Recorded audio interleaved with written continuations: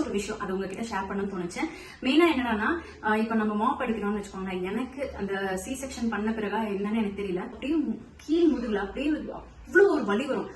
So நம்ம mop அடிக்கும் போது நமக்கு கொஞ்சம் ஸ்ட்ரெயின் ஆகும். ஓகேங்களா, அந்த பீரியட் ஆஃப் டைம்ல எனக்கு இந்த ஒரு பர்டிகுலர் விஷயம் நான் வந்து அமேசான்ல பார்த்தோன்னே எனக்கு ரொம்பவே பிடிச்சிருந்தது. சரி ட்ரை பண்ணலாம் அப்படின்னு சொல்லிட்டு இந்த அகேராவோட ஸ்பின் மாப் வந்து வாங்கியிருக்கேன்.